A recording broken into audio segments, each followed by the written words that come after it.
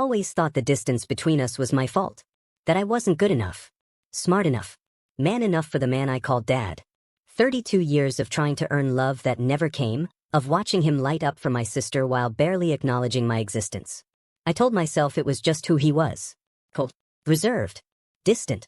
But standing at my mother's grave, watching him stare at her casket with something that looked more like relief than grief, I realized I'd been asking the wrong question my entire life. The question wasn't why he didn't love me. It was whether he was even my father at all. Welcome to my Reddit diaries, where every story reveals the unseen battles within families. Don't forget to subscribe, and tell me in the comments, where in the world are you watching from? The rain came down in sheets the day we buried my mother. I stood on one side of the grave, my father Robert on the other. That's how it had always been. A careful distance.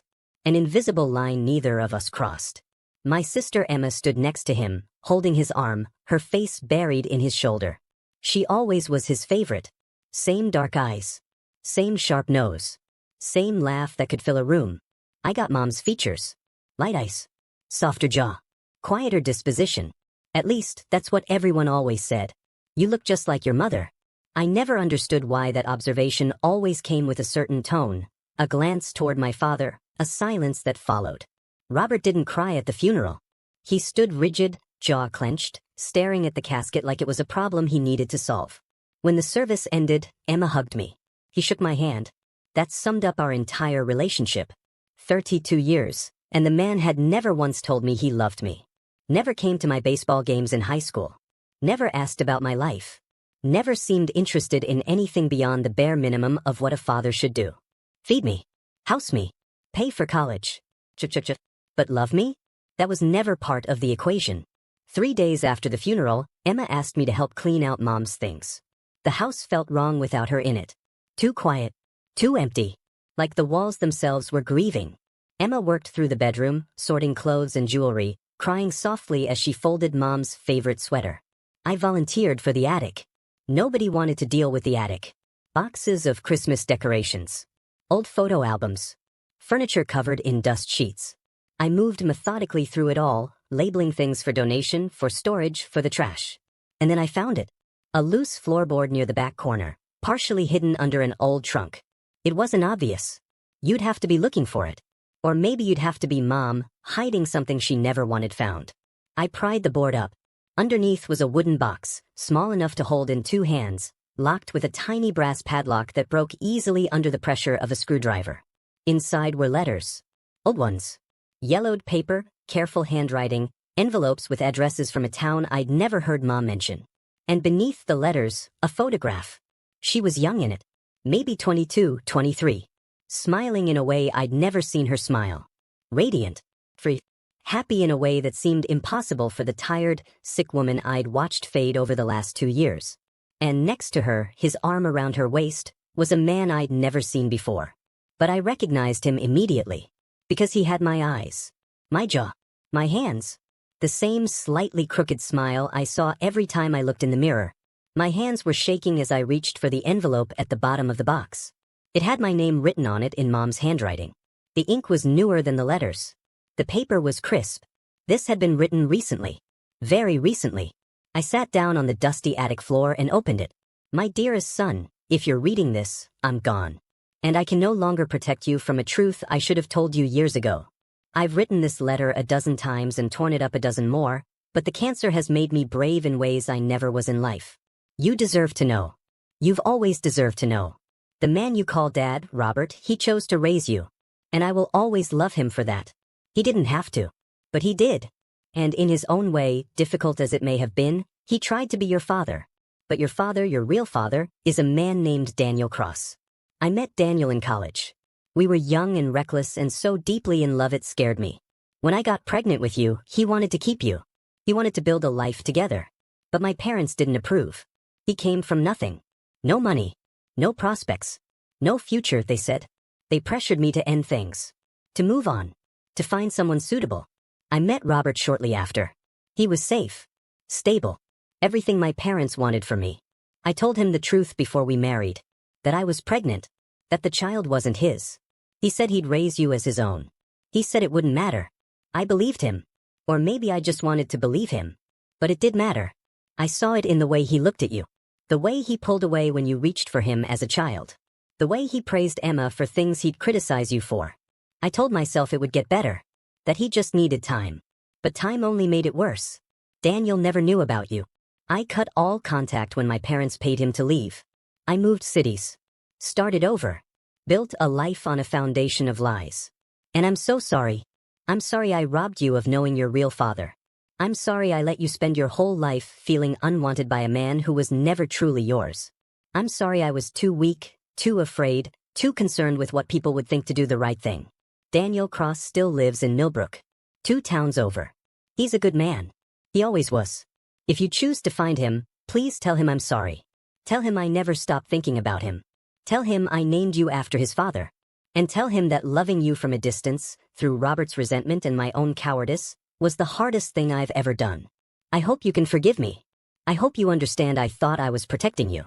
I was wrong. But I loved you. Every single day. Even when I couldn't say it the way I should have. I don't know how long I sat there. The attic was dark when I finally stood up. My phone had 6 missed calls from Emma. I didn't call her back. I couldn't. Not yet.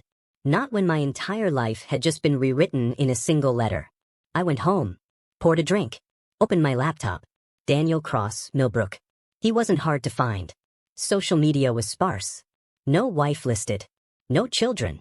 Just a small auto repair shop with decent reviews and a profile picture of a man in his mid-50s with grease on his hands and my smile on his face.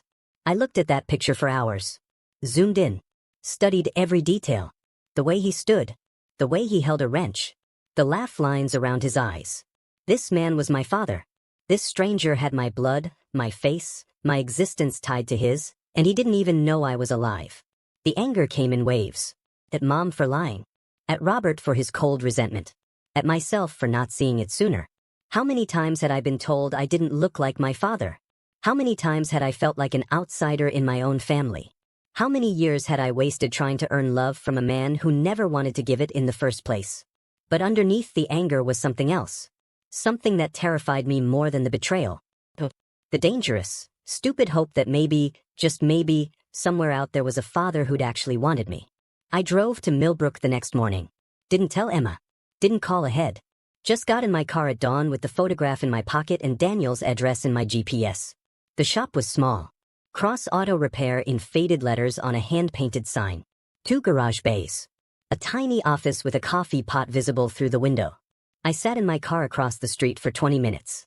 I watched a man I'd never met move beneath a lifted truck, tools in hand, completely unaware that his entire life was about to change.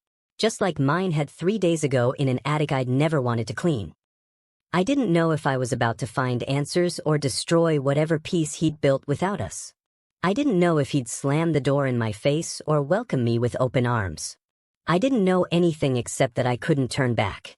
Not anymore. The truth was out and I had to face it. I got out of the car. Crossed the street. Walked into the garage. And the moment Daniel Cross looked up from under that truck and saw my face, I knew one thing for certain. He recognized me. Not as a stranger, but as the son he never knew he had. The wrench slipped from Daniel's hand and clattered against the concrete floor. He didn't move to pick it up. Just stood there, staring at me like I was a ghost. And maybe I was. The ghost of a life he thought he'd lost 30 years ago. Can I help you? His voice was careful. Controlled. But I could hear the tremor underneath. I should have planned this. Should have figured out what to say. Instead, I just pulled the photograph from my pocket and held it out. My name is James. James Richardson.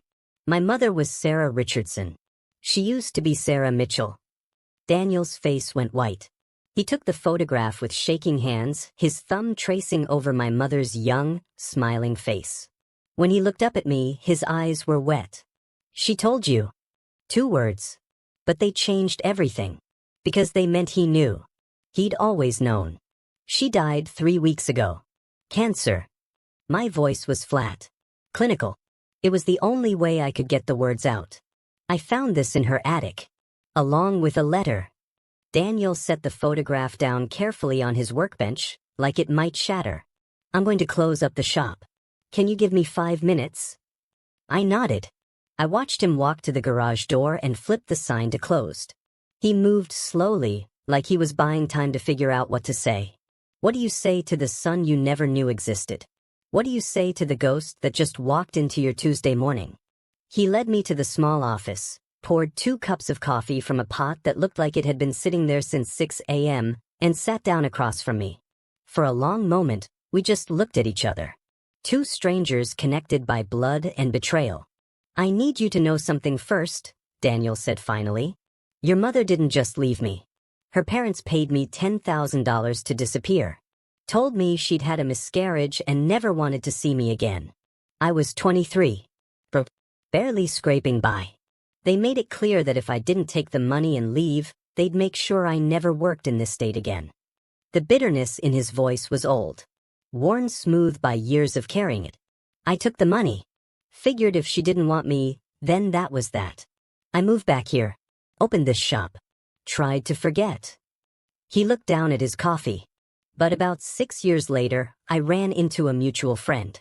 She told me Sarah had gotten married right after we broke up. That she'd had a baby boy. That the timeline didn't quite add up if the baby was her husband's." My chest tightened. "You knew. All this time, you knew I existed." "I tried to reach out once. Drove to your town. Found out where your family lived. But your father, Robert, he found out somehow. Met me at a diner and made it very clear that if I ever came near his family, near you, he'd file a restraining order. Said you were his son. That you didn't need some broke mechanic showing up to confuse you and ruin everything they'd built." Daniel's hands were clenched around his coffee cup so tight his knuckles were white. "I should have fought harder. Should have gotten a lawyer. Should have demanded a paternity test. But I was scared. Scared of making things worse for you. Scared that maybe Robert was right, that I'd just mess up your life. So I stayed away. And I've regretted it every single day since. The anger I'd been carrying since I found that letter shifted. Spread out. Because it wasn't just Mom who'd lied. Robert had actively kept us apart. Had threatened a man whose only crime was wanting to know his own son. I need to show you something." Daniel stood and walked to a filing cabinet in the corner. He pulled out a shoebox, worn at the edges, and set it on the desk between us. Inside were birthday cards. Dozens of them. Each one addressed to me, dated, sealed. Never sent. I picked one up. My 10th birthday. The card had a cartoon baseball player on it. Inside, in careful handwriting, "Happy birthday, James. I hope you're playing ball and having fun. I hope you're happy. I think about you every day. Love, Daniel." There were cards for every birthday. Every Christmas. Graduations I'd never told him about but that he'd somehow found out about. Each one signed with love from a father who wasn't allowed to be a father. Underneath the cards was a baby blanket. Blue and soft, with a small bear embroidered in the corner. I bought that the week after your mom told me she was pregnant. Before everything fell apart. And at the very bottom, a savings account statement. My name on it. 32 years of deposits. Small ones at first, $50 here, $100 there. More consistent as the years went on. The current balance was over $90,000. I figured if I couldn't be there, at least I could make sure you'd have something. For college. For a house. For whatever you needed. Daniel's voice broke. I know it doesn't make up for not being there. Nothing could. But it was all I could do. I couldn't speak. Couldn't process the weight of what I was holding. This man, this stranger, had spent 3 decades loving me from a distance. While Robert, the man who'd raised me, had spent those same decades resenting every moment of my existence. Why didn't you try again? After I turned 18? I thought about it. Every year on your birthday, I'd sit in my truck outside your house, trying to work up the courage to knock on the door. But what would I say? "Hi, I'm the father who wasn't there for your whole life, but I'd like to get to know you now?" It felt selfish. Like I'd just be disrupting your life for my own peace of mind. We talked for hours after that. He told me about my grandfather, the man I was named after. About Mom before her parents poisoned everything. About the dreams they'd had, the life they'd planned, the future that got ripped away by money and fear and pride. I told him about my childhood. About Robert's coldness. About always feeling like I was on the outside looking in. About Emma, who fits so perfectly into the family while I never quite belonged. I have a sister, I said. Emma. She's Robert's biological daughter. His favorite. Always has been. Daniel flinched. That must have been hard. I thought it was my fault. Thought if I could just be better, smarter, more like what he wanted, maybe he'd love me the way he loved her. I laughed, but there was no humor in it. Turns out, nothing I did would have mattered. Because every time he looked at me, he saw you. Saw Mom's betrayal. Saw himself as second choice. That's not fair to you. None of this is fair to you.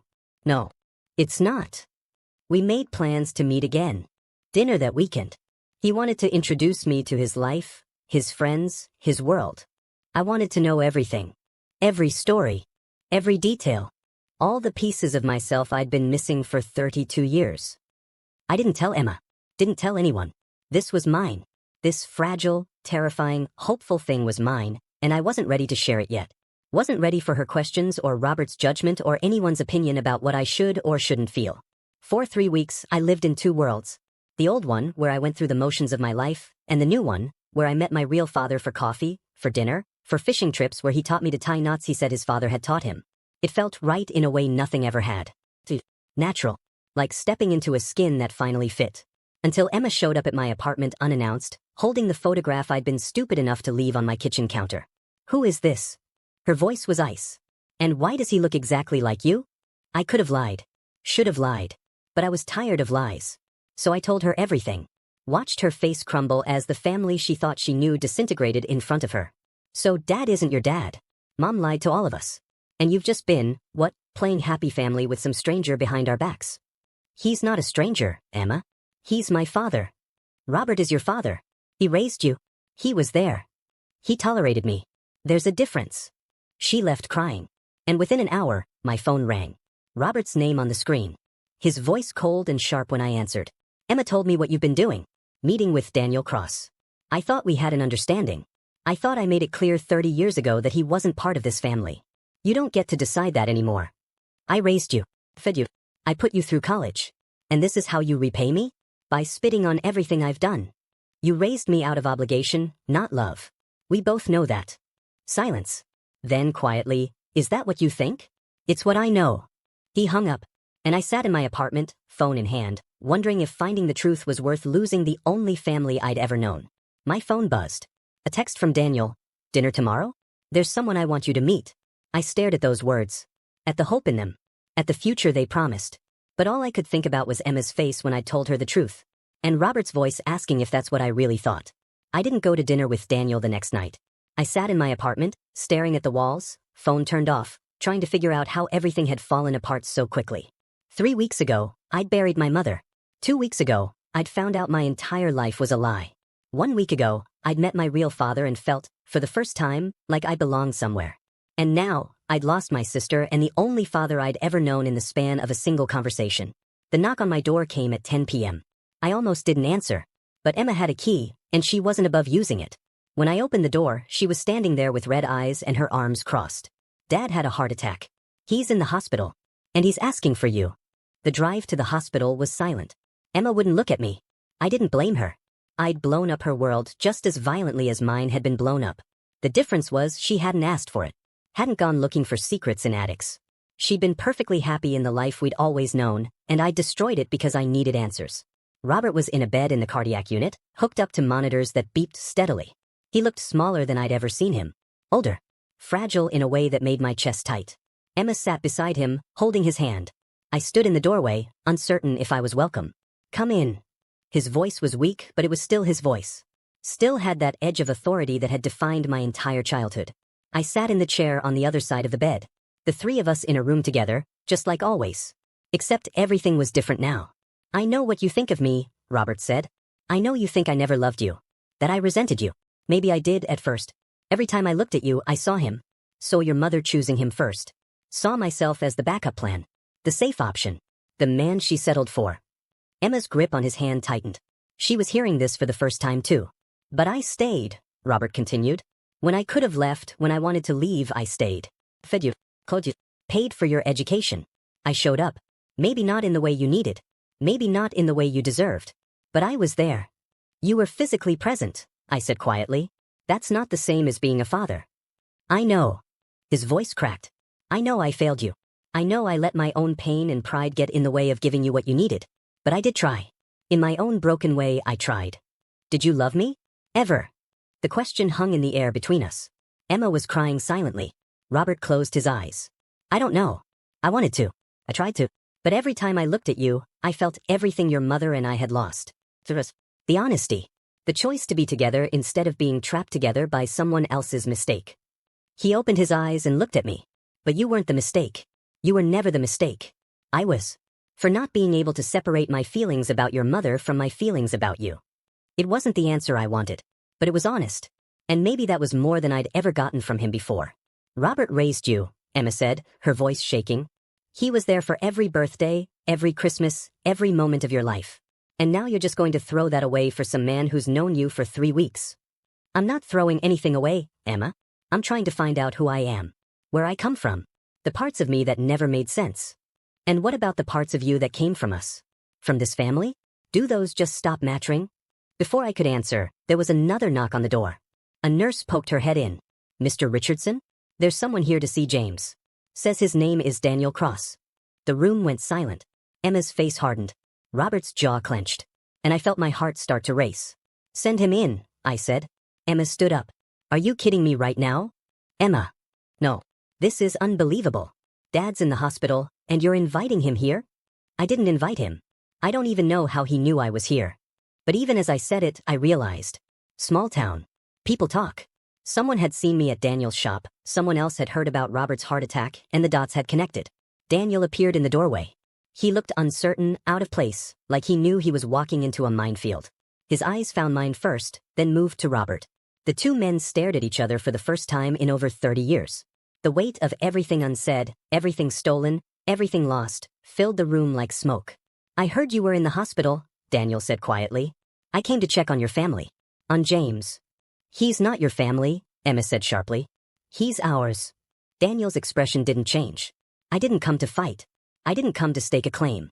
I just came to make sure he was okay. Robert's voice was cold. He was fine until you showed up. We were fine until you showed up.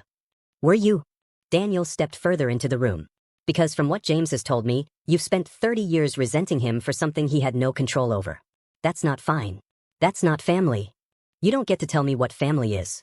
I raised him. I was there. Where were you? I was kept away. By you. By Sarah's parents. By a system that decided money and status mattered more than blood. Daniel's voice was steady, but I could hear the pain underneath. I wanted to be there. I tried to be there. You made sure I couldn't be. Robert tried to sit up, but the monitors beeped in protest. Because you would have ruined everything. You would have confused him. Made him question everything. I gave him stability. A home. A life. You gave him obligation. I would have given him love. Stop. My voice cut through the room. Both men looked at me. So did Emma. Both of you just stop. I stood up, hands shaking. I'm not a prize to be won. I'm not a battlefield for you two to fight on. I'm a person. And I'm tired of everyone deciding what's best for me without asking what I actually want. What do you want? Emma asked. Her voice was small. I looked at her. At Robert. At Daniel. At the 3 people who represented every complicated, painful, beautiful piece of my identity. I want to know my father. My real father. I want to hear his stories and learn where I came from and understand the parts of me that never made sense. I looked at Robert. But I also want to acknowledge that you were there. That you showed up even when it was hard. Even when you didn't want to. That counts for something. Not enough, apparently, Robert said bitterly. Maybe not. But it's still something. I turned to Emma. And I need you to understand that your experience in this family was different from mine. You never questioned whether you belonged. You never felt like an outsider. That doesn't make your pain less valid. But it doesn't erase mine either. Emma wiped her eyes. I just don't want to lose you. You're not losing me. You're just having to share me with someone who should have been here all along. Daniel spoke quietly. I'm not here to take him away from you. I'm here to be part of his life. If he'll let me. Robert closed his eyes. I can't watch this. I can't watch you with him and not feel everything I've felt for 30 years. Then don't watch, I said. But don't ask me to deny part of myself to make you comfortable. The silence that followed was heavy, final, like the closing of a door that had been held open for too long. Emma reached for my hand. Then, slowly, she reached for Robert's. We're still a family. even if it looks different now. 6 months later, I met Daniel every other Sunday for breakfast. It became our ritual, our time. He taught me about engines and told me stories about my grandfather and showed me the man I could have known my whole life if things had been different. Robert and I texted occasionally. Careful messages. Surface-level updates. It wasn't much, but it was more than we'd ever had before. He was trying in his own way, and I was learning to accept that sometimes love looks like showing up even when you don't know how. Emma met Daniel twice. It was awkward and tense and painful, but she tried. That was all I could ask. I visited Mom's grave on a Sunday morning, the photograph of her and Daniel in my pocket. I used to be angry at you, I said to the headstone. For the lies. For the silence. For making choices that affected all of us without giving us a say. But I understand now. You were scared. You were human. You did what you thought was right, even when it was wrong. And you loved me. I know that now. You all did. Just in your own broken, complicated ways. The truth didn't fix everything. It didn't erase the pain or the lost years or the damage that had been done. But it gave me something I'd never had before. Clarity. Understanding. The knowledge of who I was and where I came from. My mom hid the truth thinking it would save me from heartbreak. But the truth didn't break me. It set me free. And yeah, it's messy. Yeah, there are no easy answers. But I know who I am now. And that's worth everything. If this story hit home, leave a comment below and let me know your thoughts. Have you ever discovered a family secret that changed everything? How did you handle it? Don't forget to subscribe to my Reddit diaries for more real stories about the unseen battles within families. Hit that like button if this story made you feel something, and I'll see you in the next one.